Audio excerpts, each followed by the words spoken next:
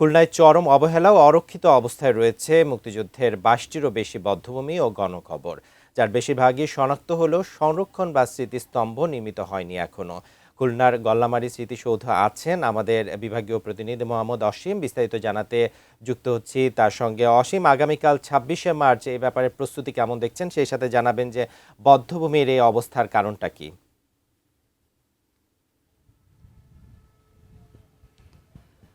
বান্না, ধন্যবাদ আপনাকে। আসলে খুলনার যে সমস্ত বধ্যভূমি এবং গণকবরগুলো চিহ্নিত করা হয়েছে, সেগুলোও কিন্তু এখনো পর্যন্ত স্মৃতিস্তম্ভ নির্মাণ করা হয়নি বা সেগুলো সংরক্ষণের কোনো ধরনের ব্যবস্থা নেওয়া হয়নি। স্বাধীনতার এত বছর পেরিয়ে গেছে, তা নিয়ে কিন্তু মুক্তিযোদ্ধাদের এক ধরনের আক্ষেপ রয়েছে। আর আমি যেখানে রয়েছি খুলনার গল্লামারী স্মৃতিসৌধে, আসলে এখানেও কিন্তু দীর্ঘদিনে ওই সৌধটি কিন্তু এখনো পূর্ণাঙ্গতা পায়নি।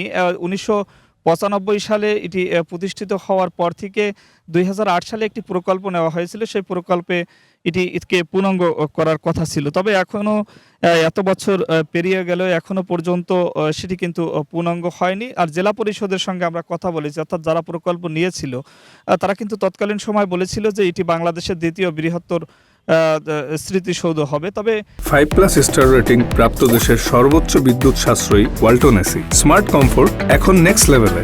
সেটি কিন্তু অর্থ অভাবে নাকি এখনো করতে পারেনি। ১৭ বছর পেরিয়ে গেছে, অর্থাৎ ২০০৮ সালে এই প্রকল্পটি নিয়েছিল। এখানে শুধুমাত্র মূল যে স্মৃতিস্তম্ভটি সেটি নির্মাণ করার পরে, অর্থাৎ ২,১৬,০০,০০০ টাকা ব্যয়ে এটি নির্মাণ করার পরে অর্থ অভাবে তারা কিন্তু কাজটি বন্ধ করে দিয়েছিল। সে কারণে কিন্তু এখানে আসলে একেবারেই অরক্ষিত। তবে যখন কোনো দিবস আসে, অর্থাৎ ২৬শে মার্চ, ১৬ই ডিসেম্বর যখন আসে, তখন কিন্তু তৎকালীন সময়ে একটু রংচং করে এবং সামনে একটু ব্যানার ফেস্টুন লাগিয়ে কিন্তু সেটিকে সাজগোজ করা হয়। তবে সেটি কিন্তু একদিন পরেই আর থাকে না। এখানে আমি একটু কথা বলতে চাই।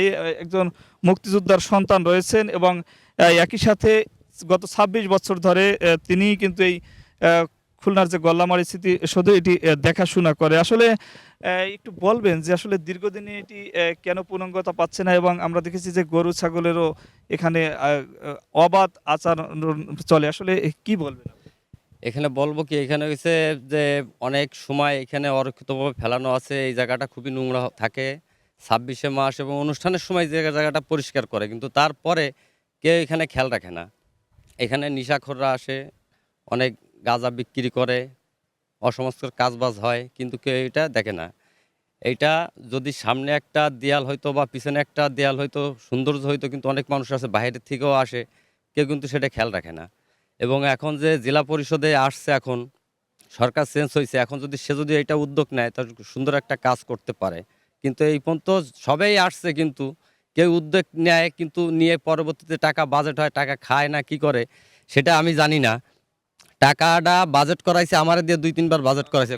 ধন্যবাদ। আসলে বান্না, আপনি শুনছিলেন যেমনটা, আসলে এখানে যিনি দেখভাল করেন তিনি বলছেন কিন্তু এখানে একেবারেই অরক্ষিতভাবে রয়েছে। এখানে তিনি কিন্তু কোনো বেতনও পান না। তিনি বিনা বেতনে এখানে তিনি এটি দেখাশোনা করেন। তার দাবি, এবং এখানে যারা স্থানীয়রা রয়েছে এবং মুক্তিযোদ্ধা রয়েছেন তাদের দাবি, দ্রুত যেন স্মৃতিসৌধটি পূর্ণাঙ্গ করা হয় এবং একই সাথে যেন রক্ষণাবেক্ষণের ব্যবস্থা নেওয়া হয়। আমার কাছে আপাতত এই ছিল খুলনার গল্লামারী স্মৃতিসৌধ থেকে বান্না স্মৃতিসৌধের সর্বশেষ খবর।